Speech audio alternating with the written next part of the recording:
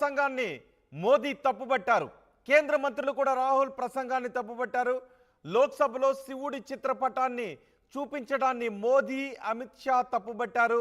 ఇది హిందూ సమాజంపై దాడి అంటూ రాహుల్ స్పీచ్ పై అభ్యంతరాన్ని వ్యక్తం చేశారు. రాహుల్ క్షమాపణ చెప్పాలి అంటూ అమిత్ షా డిమాండ్ చేశారు. ఒకసారి లోక్సభలో ఏం జరిగింది, దానిపై ఎవరెవరు ఏమేం మాట్లాడారో చూద్దాం. सर कहां कहां तक इन लोगों ने डर फैला दिया। मैं आपको अयोध्या से शुरू करता हूं।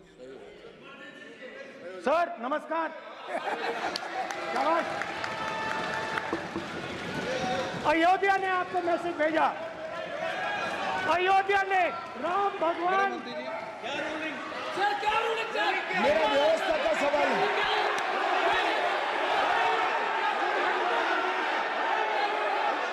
इस सदन के नियमों की पुस्तिका, इससे कुछ सदस्यों को क्या मुक्ति दे दी गई है? आपके गाइडेंस के बाद भी बार बार तस्वीर बताना, पूरे बीजेपी को हिंसा कर रही है ऐसे कहना, खड़े होकर एक दूसरे के बीच में हस्तधून करना, सारे नियम इनको लागू नहीं होते हैं। नियम मालूम नहीं है तो ट्यूशन रख ले साहब। सदन इस तरह से नहीं चल सकता है। ये सदन, मेरा आपसे आग्रह है कि ये सदन ऑर्डर में रहना चाहिए, नियमों के अनुसार रहना चाहिए। ये हम सभी सदस्यों का आपसे विनंती है। स्पीकर सर एक मिनट प्लीज। माननीय सदस्यगण, आप ही किताब राम बताओ। भगवान की जन्मभूमि ने अपेक्षा करता हूं कि अपन इसके नियम प्रक्रिया चले। नो, सब चले। नो, आपने बताया था नियम। नो,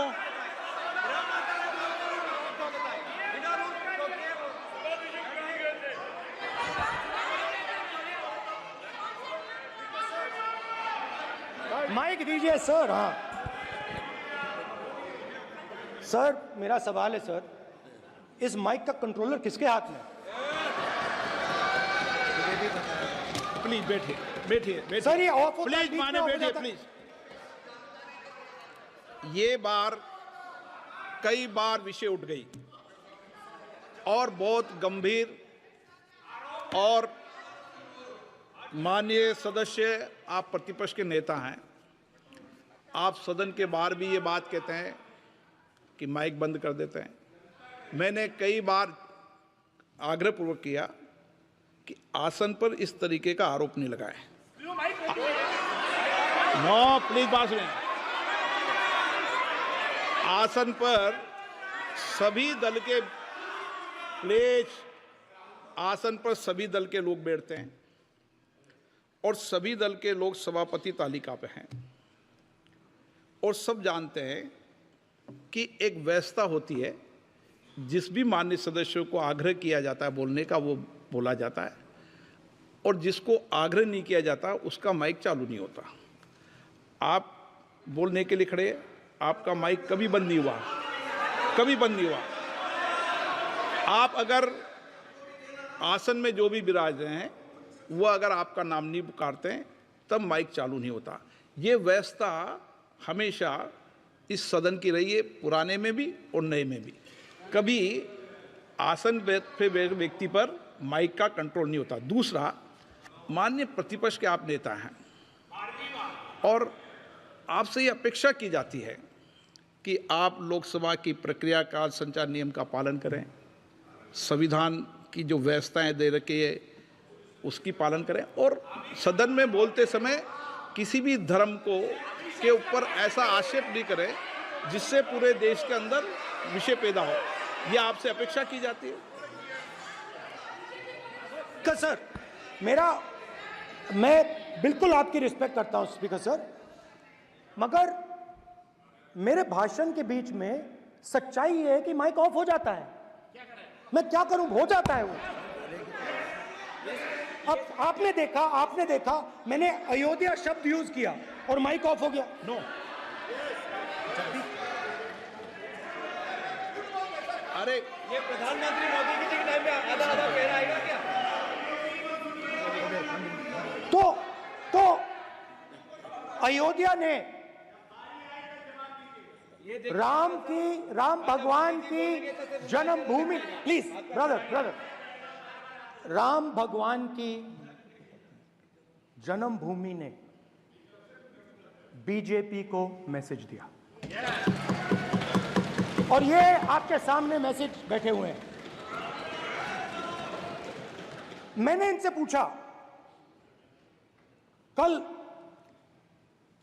कॉफी पी, इनसे मैंने पूछा बताइए, मैंने पूछा कि बताइए ये हुआ क्या।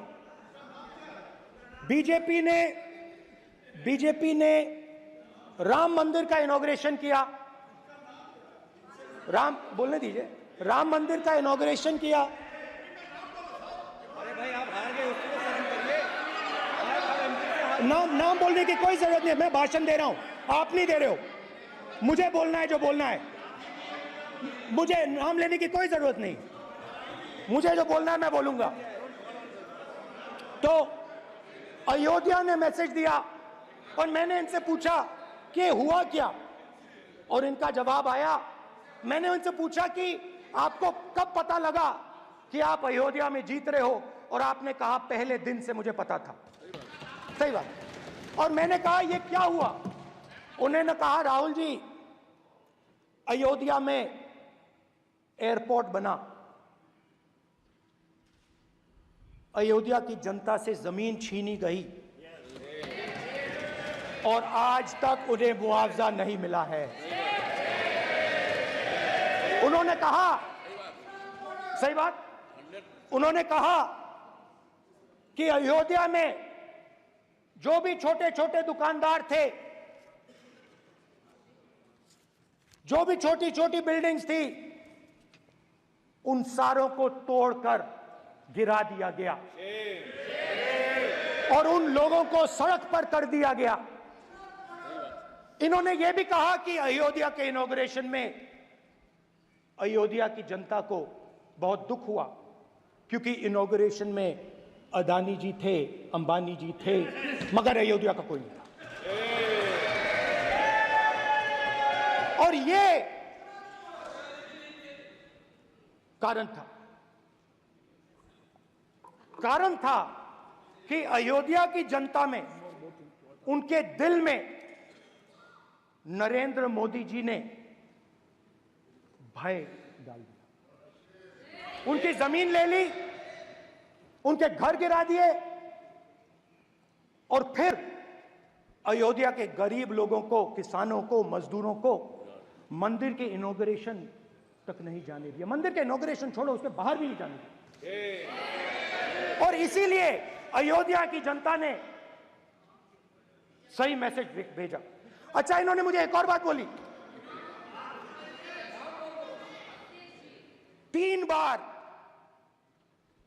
इन्होंने कहा कि 3 बार नरेंद्र मोदी ने टेस्ट किया, 2 बार क्या मैं अयोध्या से लड़ जाऊं, और सर्वेयर्स ने कहा अयोध्या में मत लड़ जाना, अयोध्या में मत लड़ जाना, अयोध्या की जनता हरा देगी।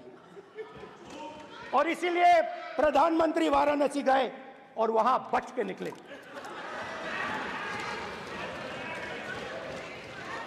तो अयोध्या की जनता को डराया, पूरे देश को डरा दिया। मैं आपको बताता हूं, आज सुबह में आया, राजनाथ सिंह जी ने मुस्कुरा के मुझे नमस्ते की, और मोदी जी बैठे हैं, मुस्कुराहट नहीं, सीरियस, नमस्ते भी नहीं करते, कहीं मोदी जी ना देख लें, प्रॉब्लम हो जाएगी। वही कहानी गडकरी जी की है, सच्चाई है। अरे भाई, अयोध्या की जनता को छोड़ो, ये तो बीजेपी वालों को डराते हैं।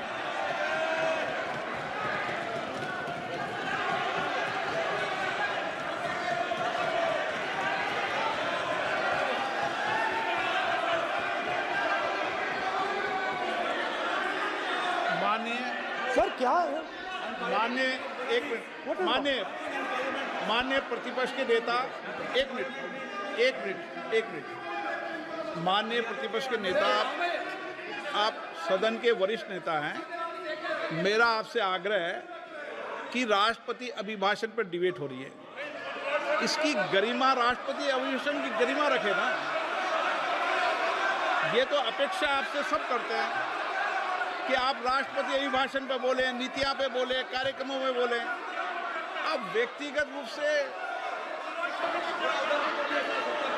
नहीं, अगर आप ये उचित मानते हैं क्या? स्पीकर सर, ये उचित है? अगर आपकी पार्टी इसको स्पीकर सर। उचित मानती है तो मुझे कुछ नहीं कहना। स्पीकर सर, माननीय अध्यक्ष जी,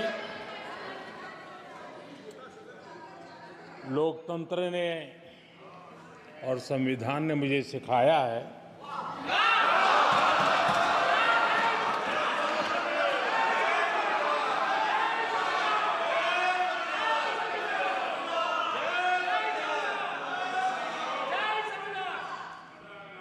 कि मुझे विपक्ष के नेता को गंभीरता से लेना चाहिए।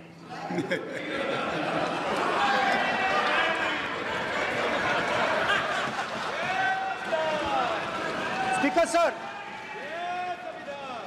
सर, आपने कहा कि डिबेट प्रेसिडेंट्स एड्रेस पे होनी चाहिए।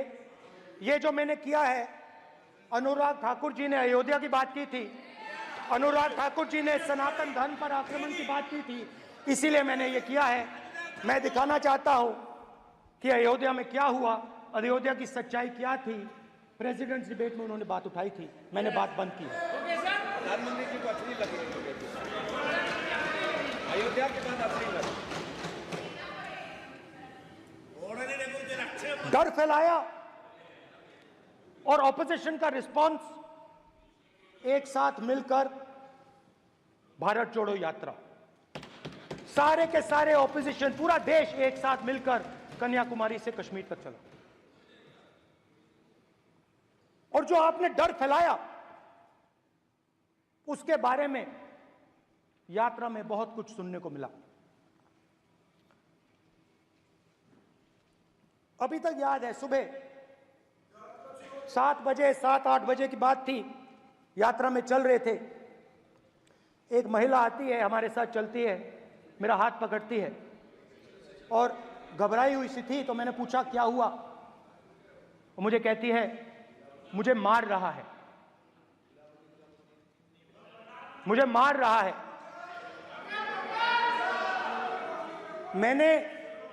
मैंने पूछा कौन मार रहा है, कौन मार रहा है? बेटी बचाओ, बेटी की दुविधा सुनाई नहीं दे रही, बेटी का दर्द नहीं सुनना चाहते, भारत की महिलाओं का दर्द नहीं सुनना चाहते। मैंने पूछा कौन मार रहा है, कहता है मेरा पति मार रहा है। मैंने कहा क्यों? कहती है सुबह का खाना नहीं दे पाई। मैंने कहा क्यों? खरीद नहीं पाई, महंगाई है, महंगाई है, खरीद नहीं पाई, खाना नहीं पका पाई, इसलिए मुझे मार पिट रही है। मैंने कहा बहन क्या करूं, कैसे आपकी मदद करूं? कहती हैं आप कुछ मत कीजिए, आप कुछ मत कीजिए, आप सिर्फ ये बात याद रखिए कि महंगाई के कारण हिंदुस्तान में हजारों महिलाओं को सुबह पीटा जा रहा है। उसके शब्द हैं, मेरे शब्द नहीं हैं। गैस सिलेंडर, महंगाई, तो आपने गरीबों को, महिलाओं को डराने का काम किया। शिव जी कहते हैं डरो मत, डराओ मत। आपने हिंदुस्तान की महिलाओं को महंगाई से हर रोज डराया है। कुछ दिन पहले मैं पंजाब में अग्निवीर के परिवार से मिला, अग्निवीर के परिवार से मिला। छोटा सा घर था, छोटा सा घर था।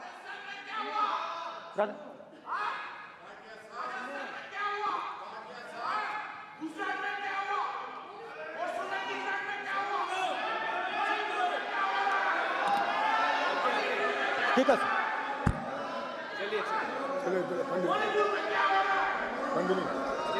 छोटे से घर में अग्निवीर शहीद हुआ, लैंडमाइन ब्लास्ट में शहीद हुआ। मैं उसे शहीद कह रहा हूं, मगर हिंदुस्तान की सरकार उसे शहीद नहीं कहती है। नरेंद्र मोदी उसे शहीद नहीं कहते हैं, नरेंद्र मोदी उसे अग्निवीर कहते हैं। उस घर को पेंशन नहीं मिलेगी, उस घर को कॉम्पनसेशन नहीं मिलेगी, शहीद का दर्जा नहीं मिलेगा। और बेचारे बैठे हुए थे, 3 बहनें थी, एक साथ बैठी हुई थी, रो रही थी। आम जवान को पेंशन मिलेगी, जरूर दुख होगा, मगर हिंदुस्तान की सरकार आम जवान की मदद करेगी। मगर अग्निवीर को जवान नहीं कहा जा सकता। अग्निवीर यूज एंड थ्रो मजदूर है। और आप उससे कहते हो, उसको आप 6 महीने की ट्रेनिंग देते हो, 6 महीने की ट्रेनिंग देते हो। दूसरी तरफ चाइना के जवान को 5 साल की ट्रेनिंग मिलती है, राइफल लेकर उसके सामने खड़ा कर देते हो, उसके दिल में भय पैदा करते हो। एक जवान और दूसरे जवान के बीच में फूट डालते हो कि एक को पेंशन मिलेगी, एक को शहीद का दर्जा मिलेगा, दूसरे को नहीं मिलेगा। और फिर अपने आप को देशभक्त कहते हो। ये कैसे देशभक्त हैं?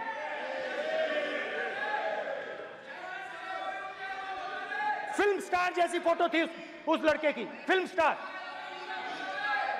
बॉलीवुड स्टार की फोटो थी।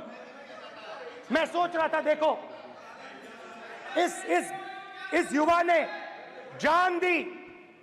स्पीकर सर, अध्यक्ष महोदय,